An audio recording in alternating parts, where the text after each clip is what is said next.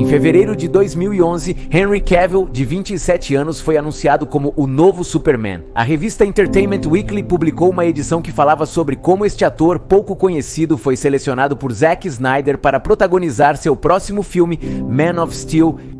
Segundo Cavill, durante sua audição, ele vestiu o icônico traje de Christopher Reeve e só conseguia pensar: "Você não está pronto, você não está pronto." Meu Deus, eles vão me ver e vão dizer: "Ele não é o Superman de jeito nenhum." No entanto, quando Snyder o viu com o traje, sentiu que havia algo especial naquele ator. Nas suas palavras, ele saiu e ninguém riu.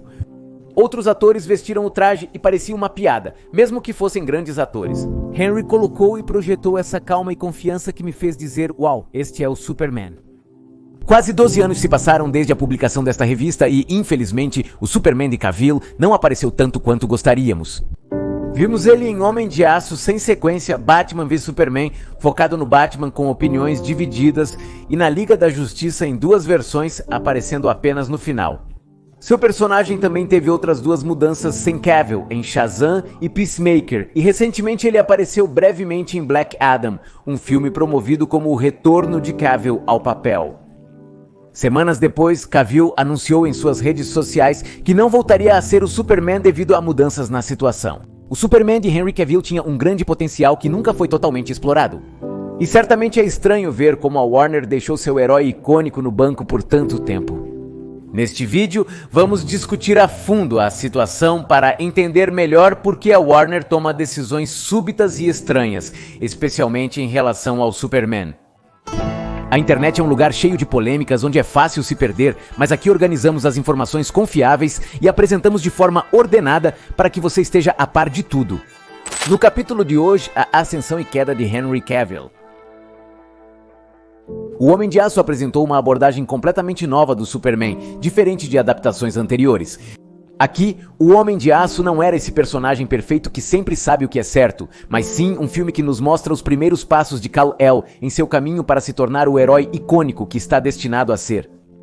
Essa abordagem mais sombria do Superman é algo que hoje em dia já nos parece super explorado, principalmente pela quantidade de produções em que vimos versões imperfeitas ou francamente malignas do Superman, mas vale ressaltar que isso ainda não era o caso em 2013.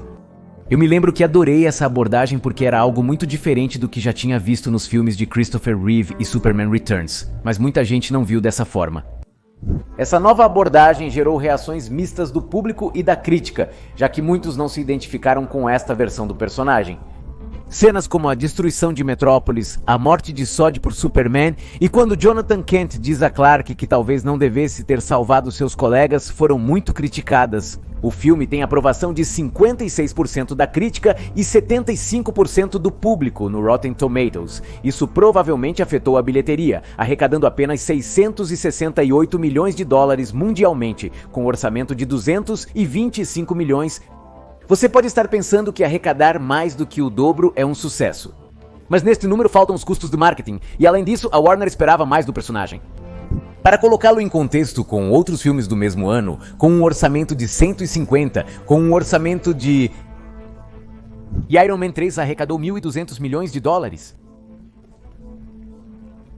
Há 20 anos eu não imaginaria que filmes do Thor e do Iron Man, personagens pouco conhecidos fora dos quadrinhos, seriam mais lucrativos que um do Superman.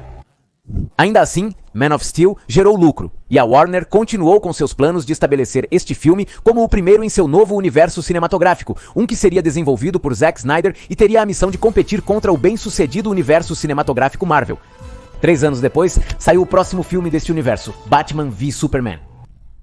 Lembro-me claramente do dia em que as primeiras críticas de Batman v Superman saíram alguns dias antes de sua estreia ao público. Como esquecer a cara do pobre Ben Affleck promovendo seu próprio filme como se tivesse nascido morto?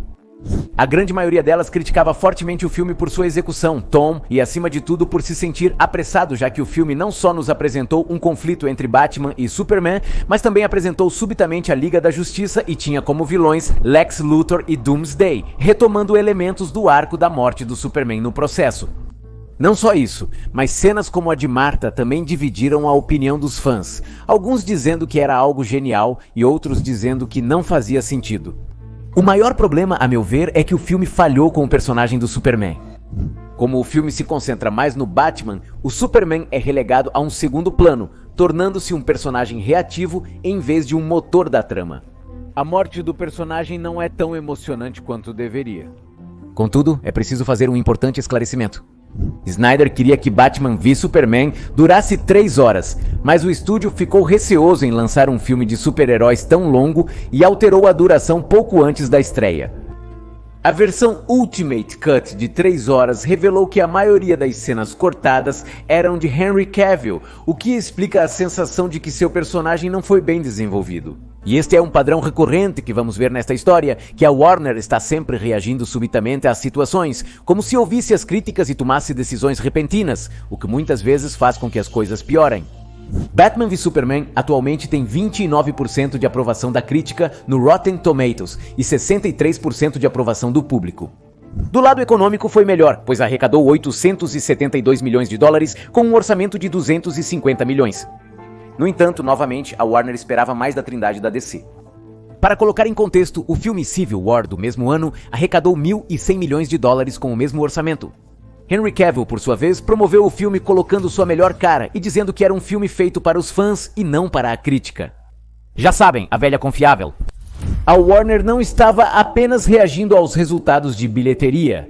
Análises posteriores ao lançamento indicaram que a intensa campanha de marketing aumentou significativamente os custos do filme, que teria custado entre 400 e 550 milhões de dólares.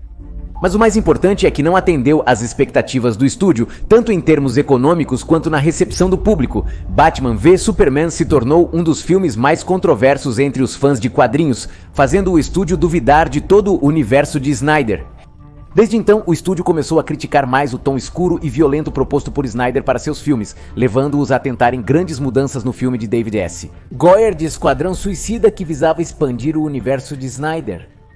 Quando estreou em agosto de 2016, 5 meses após Batman v Superman, a recepção crítica de Esquadrão Suicida foi ainda pior. Isso convenceu a Warner de que a abordagem do Snyderverse não estava funcionando. Surgiram rumores sobre conflitos entre Zack Snyder e executivos do estúdio que tentavam tirar suas responsabilidades e procuravam alguém para assumir as rédeas do universo estendido da DC, embora Snyder continuasse envolvido. Era uma forma de demiti-lo sem que perdesse o emprego? Tudo isso para cuidar das relações públicas. No final, a morte abrupta e surpreendente de sua filha Autumn fez com que Snyder decidisse tirar um tempo para estar com sua família. Embora fossem notícias tristes, a Warner não perdeu tempo. Anunciaram que Joss Whedon assumiria o comando da Liga da Justiça, corrigiria o roteiro, faria refilmagens e apresentaria uma versão distante do Snyderverse. Essa manobra visava resgatar os personagens. Naquela época, antes das múltiplas acusações de abuso no trabalho, Whedon era considerado o rei dos nerds por suas grandes histórias geeks na TV, cinema e quadrinhos. Mas as coisas também não saíram bem para ele. O filme da Liga da Justiça certamente nos apresentou um Superman mais otimista, como o público queria, mas infelizmente foi muito mal executado. De início, as refilmagens foram feitas na época em que Henry Cavill estava gravando o filme Missão Impossível, efeito Fallout, o que significava que Cavill tinha a obrigação contratual de não se barbear o bigode. Joss Whedon provavelmente disse que consertaram na pós-produção. E este foi o resultado. Veja, deve ser muito, mas muito difícil estragar o rostinho bonito do Cavill. O computação gráfica e imagens não foi o único problema, mas o estúdio queria que o filme tivesse agora um foco mais em ação-comédia, como o que se vê no universo cinematográfico da Marvel, e cortou a duração da história para que durasse um total de 2 horas. E não é que seja ruim ser um filme de 2 horas ou que tenha comédia, o problema é que não foi filmado nem concebido originalmente assim, então tentar adaptá-lo a este estilo e formato foi algo doloroso de ver. Até hoje não me lembro de uma pior experiência no cinema na minha vida do que ver a Liga da Justiça. E é que pegaram alguns dos personagens mais icônicos dos quadrinhos e nos entregaram um filme completamente esquecível e genérico. E é por isso que hoje eu quero que todos me acompanhem para dizer: eu te odeio, Joss Whedon, eu te odeio. O filme foi um fracasso de qualquer perspectiva, arrecadando apenas US$ americanos 657 milhões, com um orçamento de US$ americanos 300 milhões, Devemos lembrar que em um filme você geralmente gasta o mesmo em publicidade que na produção, então o filme provavelmente não teve lucro. O filme também fracassou criticamente e seu diretor, Joss Whedon, se envolveu em vários escândalos por causa dele, desde ser mencionado como um diretor violento e arrogante que ameaçou destruir a carreira de Gal Gadot, até ser acusado de atitudes racistas. Depois de tudo isso, a marca da DC Comics ficou severamente prejudicada e a Warner Bros. Contratou Walter Hamada para tentar salvar a franquia. E acredite ou não, o pior para Henry Cavill está apenas por vir. A presidência de Walter Hamada foi marcada por fortes controvérsias. Ele chegou logo após a estreia de Liga da Justiça, quando começaram as acusações de abuso no trabalho por Ray Fisher. No entanto, também foi nessa época que o universo DC começou a se estabilizar e deu seus primeiros sucessos. Após o sucesso de Mulher Maravilha, Hamada declarou que o foco seria em projetos autoconclusivos eficazes em vez de construir um grande universo. A Mulher Maravilha foi seguida por Aquaman, que arrecadou mais de 1 bilhão nas bilheterias e é, até o momento, um dos filmes mais bem recebidos pela crítica e fãs de todo o universo estendido de ser. Shazam também foi bem recebido e Joker até chegou aos Oscars. Vale ressaltar que o sucesso do Joker não se deve a algo que Hamada tenha feito, mas isso é assunto para outro vídeo. A estratégia estava funcionando, mas havia algo que se mantinha. A campanha para salvar o Snyderverse continuou crescendo e crescendo na internet, e os fãs nunca deixaram de questionar por que ele não aparecia. A mudança em uma parte do corpo do Superman em Shazam causou alvoroço, já que a Warner parecia comprometida em trazer de volta o Homem de Aço, mas não Henry Cavill. Rumores sugerem que Walter Hamada inventou boatos sobre Henry Cavill não querer retornar como Superman ou pedir muito dinheiro para fazê-lo, justificando sua ausência em Shazam, mas nada foi confirmado.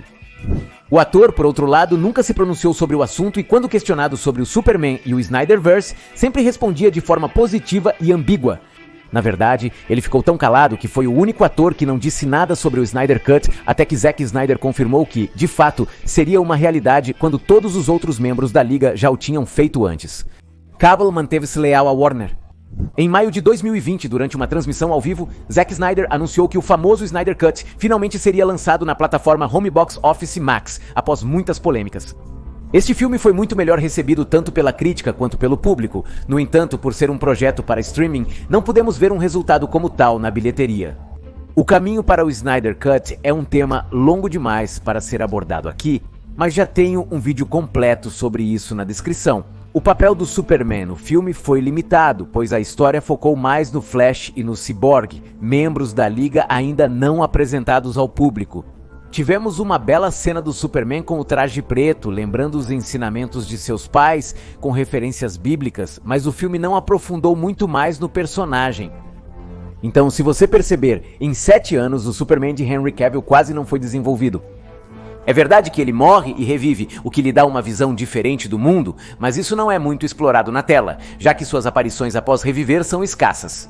Temos algumas cenas no final da Liga da Justiça e uma silhueta do Superman no final da série Peacemaker, que obviamente não é de Henry Cavill. Com o lançamento do filme do Black Adam, os fãs esperavam uma mudança. Durante vários anos, um dos rumores mais fortes em torno do filme do Black Adam era que o Superman iria aparecer nele. Isso porque não só The Rock e outras pessoas envolvidas no filme insinuavam isso em entrevistas, mas também porque Dani Garcia, ex-esposa e atual empresária de The Rock, é também a empresária de Henry Cavill. Assim, o cenário parecia favorável para os acontecimentos.